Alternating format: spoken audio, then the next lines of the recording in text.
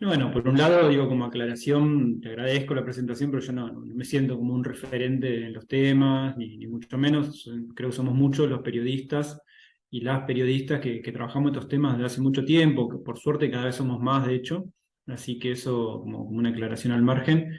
Eh, Creo que la situación del país en los últimos 30 años ha profundizado, no casualmente, desde la década del 90, ha profundizado el extractivismo en todos sus niveles. Cuando hablamos de extractivismo hablamos de megaminería, hablamos del modelo transgénico, hablamos de la explotación petrolera, del monocultivo forestal, digamos, que por ahí por Entre Ríos también se conoce bastante.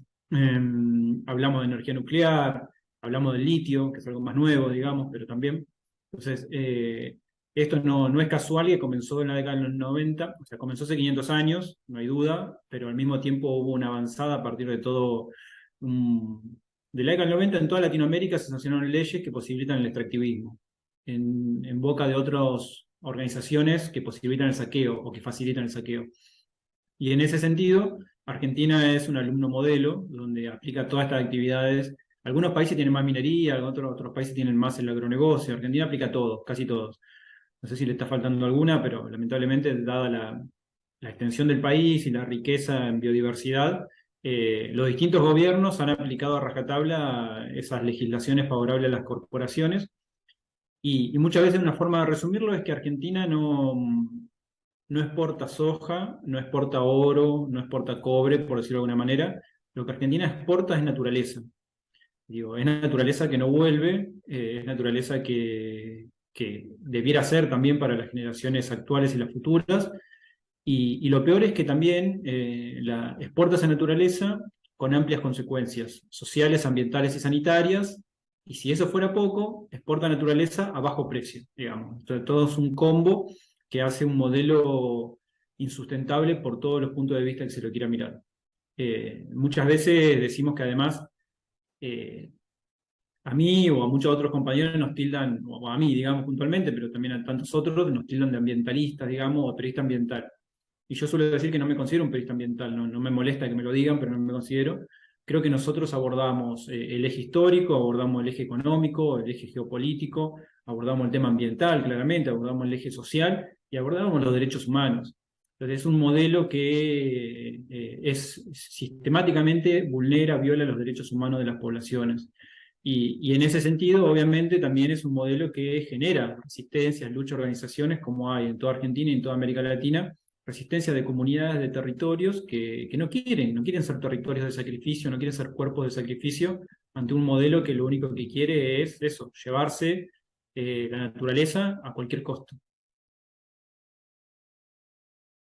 Obviamente da para largo, serían varios ejes posibles para abordar.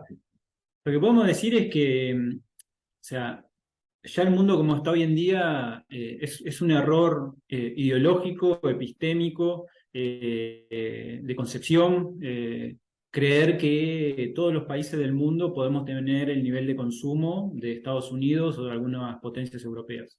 Ese es, digo, querer parecerse a eso me parece que es una mirada muy colonial, muy pequeña, digamos, de no abordar la realidad global, digamos. Entonces, en ese sentido, cuando nos dicen, no, nosotros, bueno, en Argentina puntualmente, es muy vergonzoso cuando se suele hablar que es el Buenos Aires, no Argentina. Muchas veces en Buenos Aires se suele decir, somos la ciudad más europea de América Latina, es vergonzoso, pero muestra al mismo tiempo una mirada totalmente colonial. Y en ese sentido no es casual que los últimos tres presidentes de Argentina, Cristina Fernández de Kirchner, Mauricio Macri y Alberto Fernández, de distinta forma han dicho en distintos discursos, cuando eran presidentes, que Argentina proviene de los barcos, sin reconocer claramente la raíz indígena que tiene Argentina, como tienen tantos otros países de América Latina. Entonces, en ese sentido, digo, primero para cuestionar esto de que no se puede mantener el nivel de consumo si no hay extractivismo. Primero deberíamos decir, bueno, ¿qué consumo? ¿Y quién? Porque no es lo mismo lo que consume un uruguayo que lo que consume un alemán. No es lo mismo lo que consume un argentino de lo que consume un habitante de Nueva York, digo, y etcétera, y así podemos seguir. Entonces, ¿qué consumo estamos hablando? Después, ¿para qué queremos consumir? Digamos. ¿Qué queremos consumir? ¿A costa de qué queremos consumir? Entonces, en ese sentido, nada, atravesamos este año, olas de sequía, la crisis climática es algo que ya no lo niega nadie, hace 20 años se negaba, hoy ya no se niega, entonces sabemos que no podemos mantener este ritmo de no consumo, de sobreconsumo, que además beneficios se aprovechan muy poquitos en desmedro de un montón, de la gran mayoría, digamos. Entonces, lo primero que cuestionaría es eso. Lo segundo que cuestionaría es que, muy lejos de pensar que el extractivismo nos trae dólares para salir de la pobreza, es totalmente al revés. No queremos extractivismo entre tantas otras cosas, por lo ambiental, por lo social, por los derechos humanos, por todo lo que decíamos, pero además no queremos extractivismo porque el extractivismo nos asegura dependencia y pobreza. Argentina tiene 30 años de modelo transgénico y 6 de cada 10 chicos es pobre. Hachal, en San Juan, Andalgalá, en Catamarca, tienen 10, 15 y 30 años de megaminería y son las zonas más pobres del noroeste argentino.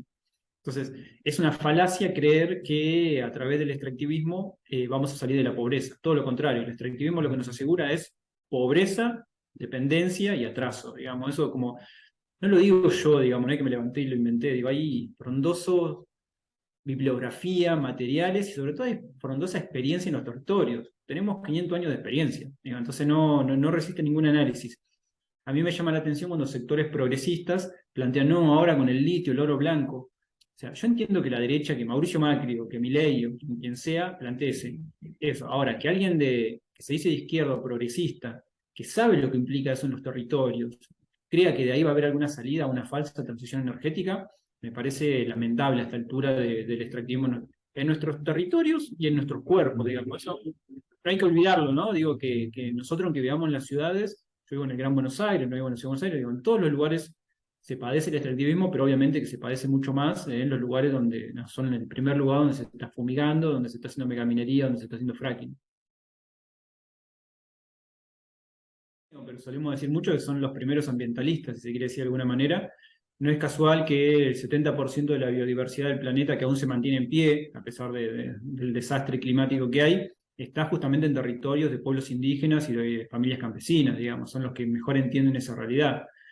No tengo una mirada idílica, he recorrido y conozco muchos compañeros y compañeras, y no tantos también otros de pueblos originarios.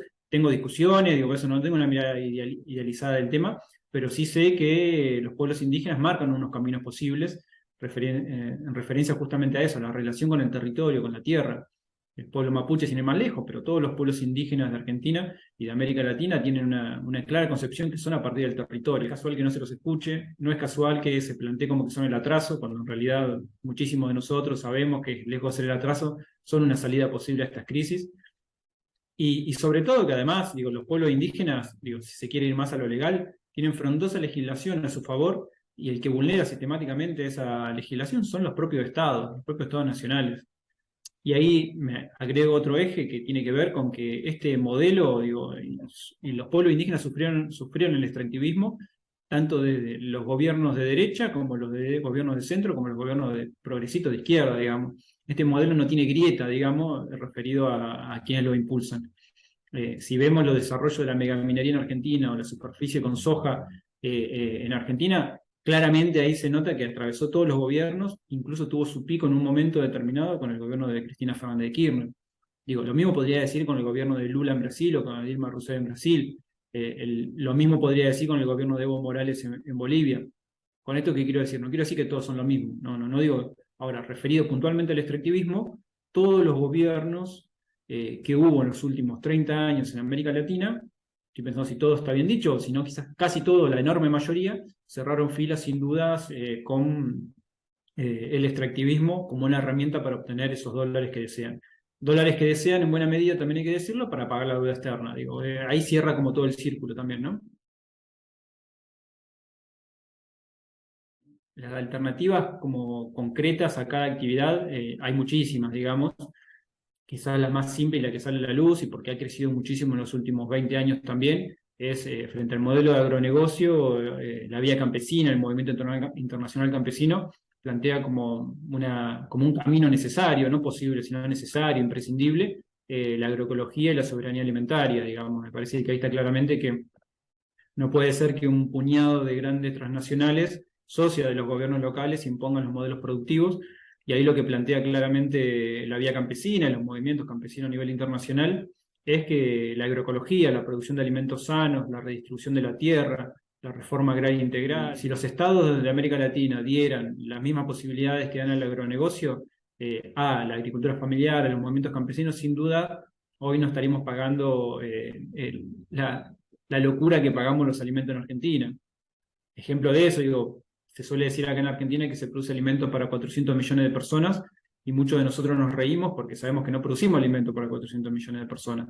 Se producen commodities para los chanchos y las aves de Asia y de Europa, digamos.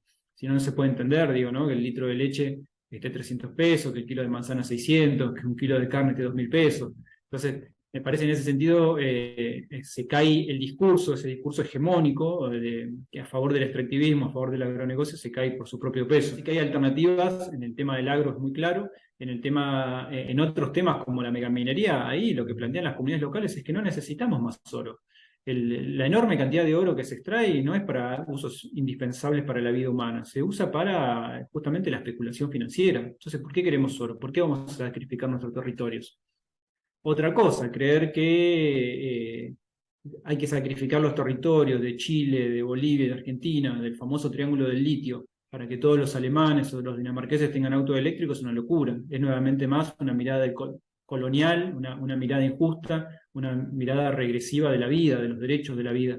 Entonces, en ese sentido, los cambios van por otro lado, no es a ver qué territorio explotamos ahora, sino, bueno, planteemos seriamente cómo todos hay recursos necesarios para que todos podamos vivir mejor. Lo que pasa es que algunos están consumiendo todos los recursos o todos los alimentos en algún caso que podrían ser para todos.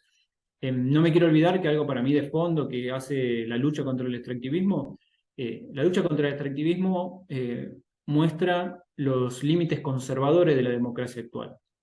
¿A qué me refiero con esto? Me refiero a que esto de votar cada 2 o 4 años y creer que ahí se le da un cheque en blanco a cualquier funcionario, cualquier presidente, cualquier gobernador es una locura. Digo, a esta altura está claro que eso no es así, no debiera ser así, está claro que las comunidades, los pueblos debieran autodeterminarse, debieran plantear que, como hizo Esquel en su momento, hace 20 años, se habla de cumplir 20 años de Esquel, como hizo Malvinas Argentinas en Córdoba, como hicieron tantos otros pueblos de Argentina y de América Latina, hay que escuchar a los pueblos, hay que escuchar los territorios. ¿Por qué un CEO en Puerto Madero va a determinar que se puede fumigar una escuela de Entre Ríos, de Santa Fe o de Córdoba? No, eso me parece que ahí hay que tener mucha más empatía y sobre todo igualdad, digo, apostar a la igualdad, a la justicia, a respetar los derechos humanos.